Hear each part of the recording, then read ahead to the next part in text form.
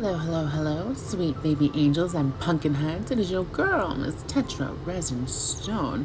And in today's video, we are slicing into some recent changes in the region in the wake of the alleged gang rape in Eilat.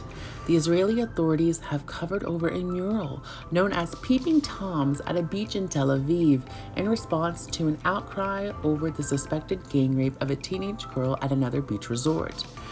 The mural shows two young men in bathing suits peering inside what is the women's changing room. It is almost 20 years old and it commemorates a 1970s film of the same name that was partly filmed at the beach. Women's rights group had long demanded the mural's removal. Tel Aviv Mayor Huldai tweeted in Hebrew that the time has come to cover it up after the alleged assault in Eilat. Freedom of expression and arts are important values of our city, but because the painting was seen as acceptance of a forbidden and criminal act, we have decided to say goodbye to it. Now, what are these allegations in Eilat? In my previous video, I will be linking in the description. Essentially, police have launched an investigation this month into the alleged gang rape of a 16-year-old girl in a hotel in Eilat. At least 3 people have been detained so far. One of the suspects said more than 30 men had sex with the girl, but denied rape, according to local media reports. The men are accused of raping the teenager while she was intoxicated, and last year, a 19-year-old British woman claimed she had been gang raped by 12 Israeli men at a hotel in Cyprus. She was later found guilty of lying about being raped and given a 4-month suspended sentence. The case was denounced by women's rights groups, and the 19-year-old's lawyer said she was appealing against her conviction. I can tell you now that we will be appealing the conviction. We will be seeking an expedited appeal to the Supreme Court of Cyprus, and we'll also be considering going to the European Court of Human Rights. This case is not finished by any means. Now, allegedly, the teenage victim in that particular case went on to say that the police in Cyprus forced her to lie and recant her statements, and that is why she was ultimately found guilty lying about the rape. The police in Cyprus, of course, deny that they had any involvement in forcing the victim to retract her statements. I want to pivot back over to what's going on in Tel Aviv, specifically the responses on the mayor's tweet that he made. There's a lot of Twitter users and reporters and people who have their thoughts and opinions talking about this. I've got one Twitter user who writes to the mayor, "At a good time, now all that remains is changing the name of the beach, which is literally peaking." Now, the mayor responds back to her and he says, "The truth is, the name of the beach is Sheraton. Peaking is a very common nickname, but it is unofficial." Now, that same user does strike back, and essentially what she says is this would be a great teachable moment for you to educate the masses, because a lot of people do use this very common Peking Beach as the name, and it sends a message that you have a glamorization, not directly necessarily, but there is this aspect that it is an unspoken rule, or that it's okay, and that it's just naughty boys being naughty boys, and that it's not necessarily a serious thing. And a lot of people get really frustrated and upset with traditions or changes that for them they see as innocence, but at the end of the day, there are subconscious cues and there are aspects of the culture that can reflect what is normal, what is not normal. And even if it's subtle, you do send a message that it is okay, or it's funny, or that it's boys being boys, it's naughty, it's this. And let's be real, guys, peeking and spying, that is a criminal offense. Like, it's not cute, it's not funny.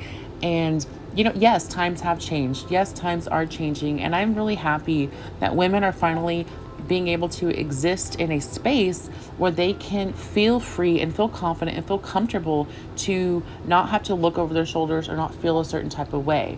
Now, by no means am I saying, or I think anybody is saying, that men as a whole are inherently bad or are inherently trying to prey on women. I don't think that at all, and I don't think anybody really would believe that. But the issue comes out when you have the men and boys who are doing right, who are being respectful and, just seeing it for what it is as a little joke. There are men who use that overall idea and that overall, well, most people don't think it's a big deal to prey on people. And they exploit that forgiveness, or they exploit that social extension of assuming that it's not the bad or assuming the best in someone. They take advantage of that. And that's the same thing with, there's other people in other groups that do the same thing, that you assume, well, all teachers are good, or all teachers or all police officers are good, or all, whoever it may be, and they violate that trust, or they take advantage of that blind trust that we have in our society. And when you create that blanket of, it's not so big of a deal, it's just a joke, then you give that argument to these people to then take advantage of that. Now, I'm not saying at all that you are responsible for anybody else's behavior, because you're not. At the end of the day, if a man or a woman is going to commit a crime or do something, vile and disgusting, they're going to do something vile and disgusting. But I do think it's important that we say and stand up for what is acceptable in our societies that we live in. I don't know. What are your guys' thoughts on this particular video? Let me know if you've seen any other articles going on about the Eilat situation. I did check this morning and I didn't see much of any updates as far as the investigation goes for that 16-year-old girl. But I will update you guys if I see anything else that comes along.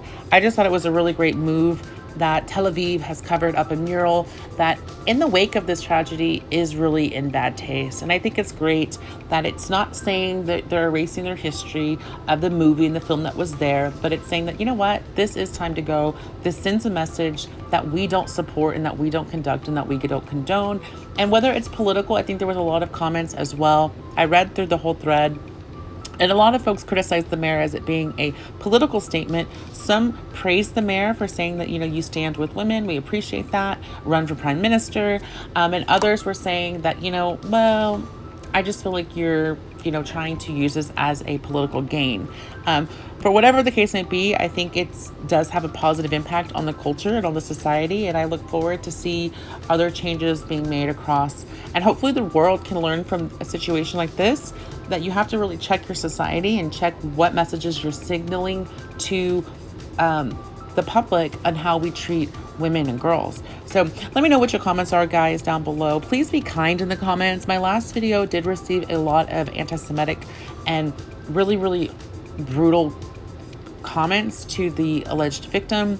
And we're not doing that. I will delete your comment. I don't delete comments usually, but I don't put up with any type of racism or anti-Semitic comments or statements or victim blaming or anything of that nature. So I will probably be a little bit more restrictive on the comments on this video. With that being said, I hope you guys enjoyed this video. Leave a like, subscribe, and I will see you in my next one. As always, bye-bye.